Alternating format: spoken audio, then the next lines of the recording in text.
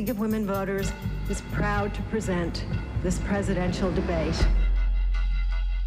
After weeks of long-distance sparring in the media, President Carter and Ronald Reagan are face-to-face for the first and what will be the only time in the campaign. The ground rules for this, as agreed by you gentlemen, are these. With an estimated 80 million Americans watching at home, for both candidates, this is the moment of truth. The Reagan people were a little worried about how Reagan might do because he was never one for having a lot of hard facts at his fingertips. He spoke in themes. And I think the Carter people were also worried that Reagan might show them up. When Mr. Carter became president, inflation was 4.8%. It is now running at 12.7%. He has blamed the people of living too well. We don't have inflation because the people are living too well. We have inflation because the government is living too well. I'm surprised Governor Reagan brought this up. Carter cited chapter and verse in Reagan's record that wasn't good. In California, he had the 3 largest tax increases in the history of that state under his administration. He also advocates nuclear superiority with the Soviet Union.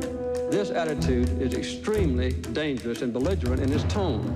It is just not true. My point I have made already calls for a mutual reduction of these weapons, as I say, to the point that neither of us can represent a threat. By the 80th minute of the debate, Reagan and Carter had each landed some jabs, but there's still no decisive winner.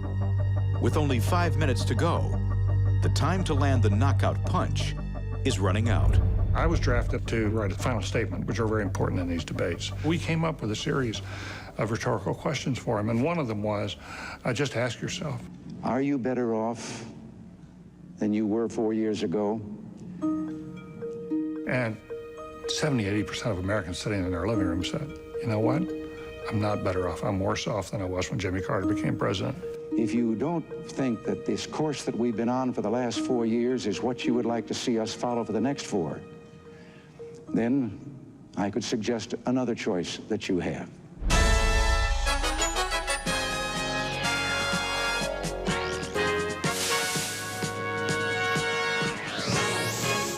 Not quite 1/5 of the nation's vote has been counted on this election day, but Ronald Reagan has jumped into a very early and a sweeping lead.